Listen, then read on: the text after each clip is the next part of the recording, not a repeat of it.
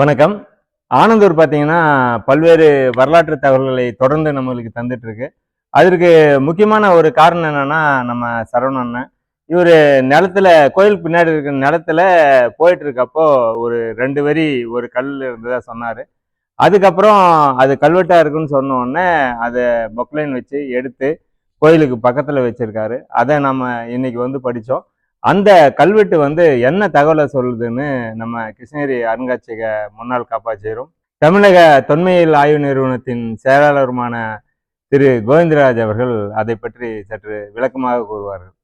நம்ம இப்போ ஆனந்தூரில் இருக்கக்கூடிய தான் தோன்றீஸ்வரர் சிவன் கோயிலில் இருக்கிறோம். இந்த கோயிலில் வந்து பல்வேறு விதமான வரலாற்று செய்திகளை தொடர்ந்து நம்ம கிடச்சிட்டே இருக்கு. அதை நம்ம ஆவணப்படுத்திகிட்டே இருக்கிறோம். அந்த வகையில் முதல்ல வந்து ஒரு சித்திரமேழி விடங்கர்னு சொல்லிட்டு குலோத்துங்கனுடைய காலத்தில் இந்த இறைவனுடைய பெயர் எப்படி மாற்றமடைந்தது அப்படிங்கிறத பற்றி ஒரு செய்தியை பார்த்தோம். அதுக்கடுத்தது இந்த ஊரை சுற்றி இருக்கக்கூடிய புதர்களில் தேடும் பொழுது 3 நடுகற்கள், வேறுபட்ட காலங்களை சேர்ந்த நடுகற்கள் இருந்தது. அதோடு சேர்த்து நம்ம அந்த நடுகல் வரலாற்றுக்கு இந்த கற்கள்லாம் எவ்வளோ தூரம் நமக்கு பயன் உள்ளதாக இருக்குது ஸ்டடி பண்ணுறதுக்கு அப்படின்றத பார்த்தோம். இப்போ அதுக்கடுத்து ஒரு வாரம் கழிச்சு இன்னைக்கு வந்து பார்த்திங்கன்னா அதே சரவணன் ஐயா அவர்கள் வந்து இந்த காம்பவுண்டை சுற்றி சுத்தம் செய்யும் பொழுது கல்வெட்டை வந்து இது மூலமாக கொண்டு வந்து வச்சு நமக்கு வந்து தகவல் சொன்னார். நாம் வந்து இதை படித்தோம். இந்த கல்வெட்டு வந்து பார்த்திங்கன்னா சுமார் ஒரு 4.5 அடி உயரம், 2.5 அடி அகலத்தில் இருக்கக்கூடிய ஒரு கல்வெட்டு. இது வந்து ஒரு 16 வரிகளை கொண்ட கல்வெட்டு. இதனுடைய காலம் வந்து 13ஆம் நூற்றாண்டு 13ஆம் நூற்றாண்டை சேர்ந்த எழுத்தமதியில் காணப்படுகிறது. இதில் வந்து எந்த ஒரு மன்னனுடைய பெயரும் குறிப்பிடப்படவில்லை. ஆகவே இது வந்து 3ஆம் குலோத்துங்கனுடைய கல்வெட்டு நம்ம சித்திரமேழி விடங்கர்னு பார்த்தோம் இல்லைங்களா, அதுக்கு அடுத்த ஒரு காலகட்டத்தை சேர்ந்ததாக இருக்கணும். ஏன்னா அவனுடைய ஆட்சிக்கு உள்ளே இருந்துச்சுன்னா அந்த மன்னனுடைய பேர் எழுதியிருப்பாங்க.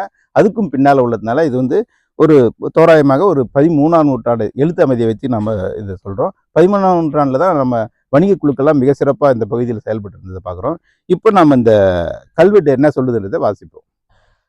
இந்த கல்வெட்டு வாசகம் பார்த்தீங்கன்னா, ஸ்வஸ்தி ஸ்ரீ ஆனந்தூரில் உடையார் திருத்தான் தோன்றீஸ்வரமுடையார் இறைக்கு திருமண்டபம் செய்வித்தார் சூதகர் மண்டலத்து வணிகர் தென்னிலங்கை வளஞ்சியர் 700 இத்தன்மம்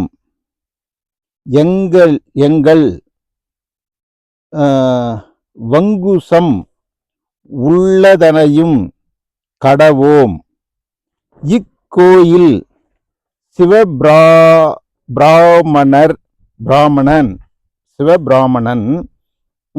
அமரசேகர பட்டன் சம்பந்தனேன் இக்கோயிலுக்கும் மண்டபத்துக்கும் வெட்டி முட்டையால் செய்தேன். இதில் பார்த்தீங்கன்னா நம்ம சில சொற்களை மட்டும் நம்ம மறுபடியும் பார்க்கலாம். இங்கே பார்த்தீங்கன்னா இந்த சூதகர் மண்டலன்றது முக்கியமான ஒரு வார்த்தை. இங்கே பாருங்கள், சூன்ற எழுத்து இங்கே நல்லா காட்டியிருக்கிறாங்க.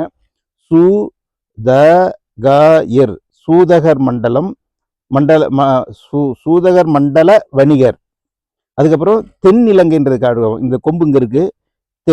தென்னிலங்கை வளஞ்சியர், அதுக்கப்புறம் 700 இந்த 3 பேர் வருது.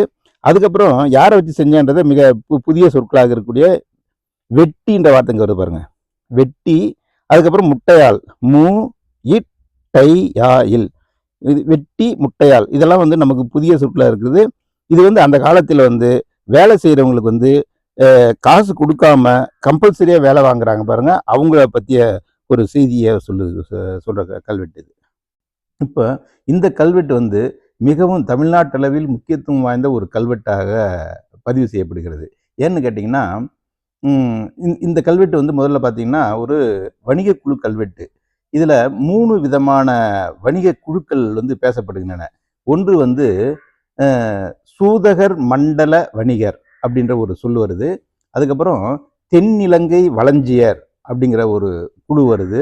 மூன்றாவதாக எழுநூறவர் அப்படிங்கிற இது வருது. இந்த 3 பேரும் சேர்ந்து, இந்த வணிக குழுக்கள்லாம் சேர்ந்து இந்த தான் தோன்றீஸ்வரர் கோயிலுக்கு வலது பக்கத்துல ஒரு மண்டபத்தை கட்டுறாங்க. அந்த மண்டபத்தை கட்டின செய்தியை தான் வந்து இந்த கல்வெட்டில் பதிவு பண்றாங்க. அப்படி கட்டும் பொழுது யாரை வச்சு கட்டினாங்க அப்படிங்கிறதுக்கு அதுல கீழே வந்து சொல்றாங்க, வேட்டி முட்டையாள் அப்படின்ற ஒரு வேலையாட்களை வச்சு. வேட்டி என்பதும் ஒரு வேலைக்காரர்களுடைய ஒரு குழு, ஒரு அமைப்பு. அதே மாதிரி முட்டையாள் அப்படிங்கிறதும் வந்து ஒரு இந்த வேலை செய்கிறவங்களுடைய ஒரு குழு. அவங்கள வச்சு இந்த கோயிலை வந்து அவங்க வந்து இந்த வணிகர்கள்லாம் சேர்ந்து கட்டுறாங்க. இப்போ இந்த வணிக குழுக்களில் ஒவ்வொன்றா பார்த்தோம்னா, முதல்ல வந்து சூதகர் மண்டலத்து வணிகர் அப்படின்னு வருது. ஆகவே இது வந்து இதுவரையிலும் வந்து சூதகர்களை பற்றி, சூதகர்கள்ன்றது யூதர்களை பற்றியது. அவர்களை பற்றிய ஒரே ஒரு கல்வெட்டு மட்டும் நம்ம ராமநாதபுரம் மாவட்டத்தில் ஒரு கல்வெட்டு இருக்கிறதா படித்து சொல்லியிருக்கிறாங்க. அதுவும் ஒரு கான்ட்ரவர்சி மாதிரி பேசிட்டு இருக்காங்க. அந்த நிலையில தான் வந்து இப்போ இங்கே நமக்கு ஆனந்தூரில் கிடைத்த கல்வெட்டில் சூதகர் மண்டலத்து வணிகர் அப்படிங்கிற ஒரு வார்த்தை வருது. ஆகவே சூதகர் மண்டலம் அப்படின்னா சூதகர், அதாவது யூதர்களை மட்டும் கொண்ட ஒரு வணிக குழு அப்படிங்கிற ஒரு தகவல் வந்து முதன்முறையாக நமக்கு கிடைக்குது. அந்த குழுக்களும் இந்த சிவன் கோயிலுக்கு வந்து மண்டபத்தை கட்டுறதுக்கு பண்றாங்க. அதுக்கு அடுத்தது இந்த தென்னிலங்கை வளஞ்சியர் அப்படின்ற ஒரு குழுவும் இங்க குறிப்பிடப்படுகிறது. தென்னிலங்கை வளஞ்சியர், அதாவது இது இலங்கையினுடைய தென்பகுதியில் இருக்கக்கூடிய வளஞ்சியர்ன்றவங்க வந்து இப்போ மாணிக்க வியாபாரம் செய்யக்கூடியவர்கள்னு சொல்றாங்க. இப்போ வந்து வளையல் வியாபாரம் செய்யக்கூடியவர்கள்னு சொல்றாங்க. ஆகவே தென்னிலங்கையை சேர்ந்த வளஞ்சியர். அதுக்கப்புறம் வந்து அந்த பகுதி இப்போ ராமநாதபுரம் பகுதியில் தான் இருக்கும்.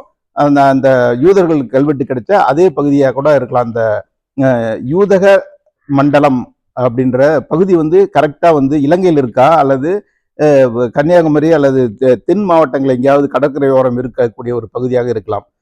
அந்த பகுதியை சேர்ந்த வணிகர்கள், அதான் யூதகர் மண்டலத்து வணிகர் அப்படின்னு சொல்றாங்க. மூன்றாவதாக எழுநூறவர்ன்றது 500, 300, 400 போல 700 பேர் அடங்கிய ஒரு வணிக குழு. ஆகவே மிகவும் வித்தியாசமான இந்த 3 குழுக்கள் சேர்ந்து இந்த மண்டபத்தை கட்டியிருக்கிறாங்க.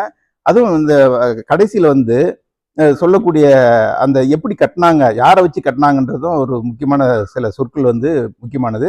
அதில் வந்து ஒன்று வந்து வெட்டி அப்படிங்கிற சொல்லு வருது. அதுக்கப்புறம் வந்து முட்டையாள் அப்படிங்கிற ஒரு குரூப். ஆகவே வெட்டி, முட்டையாள் ஆகியவர்களை கொண்டு இந்த வணிக குழுவானது செயல்பட்டிருக்கிறது. மேலும் இந்த சூதக மண்டலத்து வணிகர் அப்படிங்கிற சொல் வந்து மேலும் ஆய்வுக்குரியது. இந்த மண்டலம், சூதக மண்டலம்ன்றது எந்த இடத்துல இருக்குதுன்றது ஒண்ணு. இந்த சூதக மண்டலம்ன்ற வார்த்தையும் தென்னிலங்கை வளஞ்சியர் ஆகிய சொற்கள் வந்து மிகவும் ஆய்வு செய்வதற்கு உகந்த ஒரு மிக முக்கியமான தமிழகத்தில் கிடைத்திருக்கக்கூடிய வணிகக்குழு கல்வெட்டுகளில் இது வந்து மிகவும் முக்கியமான ஒரு சிறப்பான இடத்தை பெறக்கூடிய ஒரு கல்வெட்டாக நாம் இதனை கருதலாம். இந்த கல்வெட்டை வந்து நாம் இன்னைக்கு பார்க்கும் பொழுது, அதாவது 31/3/26 பார்த்தீங்கன்னா, இன்னைக்கு வந்து மகாவீரர் ஜெயந்தி. இன்னைக்கு வந்து விடுமுறையில் நம்ம கிருஷ்ணகிரி மாவட்ட வரலாற்று குழுவை சேர்ந்த நம்ம செயலாளர் தமிழ்ச்செல்வன், அதுக்கப்புறம் ஆய்வாளர் சதானந்த கிருஷ்ணகுமார் அவர்கள், அதே மாதிரி நம்ம விஏஓ அண்ணாமலை அவர்கள், அவரை வந்து நமக்கு ஜெகதாப்பில் மிக சிறந்த ஒரு கல்வெட்டை நமக்கு அறிமுகப்படுத்தினா. அதே மாதிரி மஞ்சமேட்லேயும் ஒரு வரலாற்று சிறப்பு வாய்ந்த வணிக குழு கல்வெட்டெல்லாம் நமக்கு கொண்டு போய் காட்டினவர். அவரும் நம்மோடு இன்னைக்கு வந்திருக்கிறாரு. அதே மாதிரி இந்த கல்வெட்டை மண்ணிலிருந்து தோண்டி எடுத்து கண்டுபிடிச்சி நம்மளை கூப்பிட்டவர் வந்து நம்ம இந்த ஊரை சேர்ந்த மிஸ்டர் சரவணன் அவர்கள், அதுக்கப்புறம் ஐயா பூசாரி ஐயா அவர்கள், அதுக்கப்புறம் அவர் பேர் பாண்டுரங்கன். இவங்கெல்லாம் வந்து நமக்கு இந்த கல்வெட்டை படிக்கிறதுக்கு எல்லாத்துக்கும் வந்து மிகவும் உதவி செய்தார்கள். அனைவருக்குமே வந்து நன்றி. இந்த கல்வெட்டின் வாயிலாக இந்த ஊரினுடைய சிறப்பு, இந்த கோயிலினுடைய சிறப்பு மேலும் பெருமை அடையும், வளர்ச்சி அடையும் என்பதை நான் இந்த நேரத்தில் தெரிவித்துக் கொள்கிறேன். இத்தோடு இந்த ஆனந்தூரோட வரலாற்று சிறப்பு நிற்க போவதில்லை. இன்னும் நிறைய விஷயங்கள் இந்த ஆனந்தூர்ல நமக்கு கிடைக்க இருக்கிறது. எனவே இது வந்து ஒரு தொடர்கதையாக தான் இந்த ஆனந்தூரோட வரலாறு போகும்னு நினைக்கிறோம். நன்றி, வணக்கம்.